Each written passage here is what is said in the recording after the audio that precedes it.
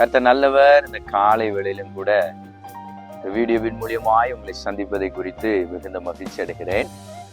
நீங்கள் யாவரும் நலமாக இருப்பீர்கள் என்று சொல்லி நான் கிறிஸ்துவுக்குள் விசுவாசிக்கிறேன். இந்த நாளுக்குரிய வார்த்தையை நாம் தியானிப்போம்.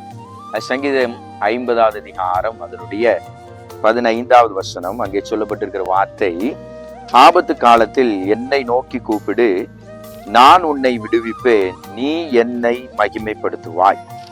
இந்த காலை வேளையில இந்த வசனத்தை கொண்டு ஆண்டவர் உங்களோடு பேச அவர் போதுமானவராய் இருக்கிறார்.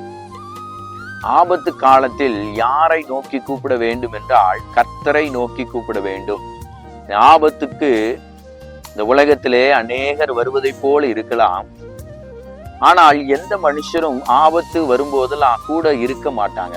நம்ம யாருக்கு அழைப்பு விடுத்தாலும் வருவேன் என்று சொல்வார்கள், ஆனால் வரமாட்டார்கள். ஆனா நம்ம ஆராதிக்கிற கர்த்தரை நோக்கி நீங்களும் நானும் கூப்பிடும் போது அவர் நிச்சயமாய் நமக்கு பதில் அளிக்க வல்லவராய் இருக்கிறார். ஒரு ஆபத்து வரும்போது அந்த ஆபத்தில் இருந்து கர்த்தர் நம்மை நீங்களாக்கி ரட்சிக்க வல்லவராய் இருக்கிறார். அவரை நீங்கள் தேடும் போது, அவரை நோக்கி கூப்பிடும் போது வரக்கூடிய எல்லா ஆபத்தில் இருந்து கர்த்தர் நமக்கு விடுதலை தருவார்.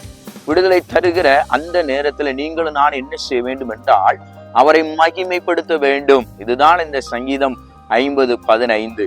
ஆபத்து காலத்துல கர்த்தரை நோக்கி நீங்கள் கூப்பிட்டு அந்த ஆபத்திலிருந்து கர்த்தர் உங்களுக்கு விடுதலை தரும்போது அவரை நீங்கள் மகிமைப்படுத்துவீர்கள் என்றால் இனி எப்பேற்பட்ட சூழ்நிலையா இருந்தாலும் சரி கர்த்தர் உங்களை நடத்த வல்லவராய் இருக்கிறார். உங்களுக்காக நான் செபிக்க விரும்புகிறேன். கண்களை மூடி நாம் செபிப்போமா? எங்களை அதிகமாய் நேசிக்கிற எங்கள் அன்பின் ஆண்டவரே, சங்கீதம் 50:15 படி ஆபத்து காலத்தில் நாங்கள் உம்மை கூப்பிடக்கூடிய ஒரு தாகத்தை, ஒரு நோக்கத்தை கர்த்தர் எங்களுக்கு தரும்படியாய் செபிக்கிறோம். நீர் மட்டும்தான் எங்கள் ஆபத்திலிருந்து எங்களை நீங்களாக்கி ரட்சிக்கிற தேவன்.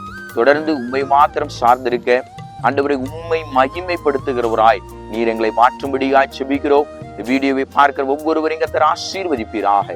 கிருபை பெருகட்டும். இயேசுவின் மூலம் செபிக்கிறோம் நல்ல பிதாவே, ஆமென். கர்த்தர் உங்களை ஆசீர்வதிப்பாராக. ஆமென்.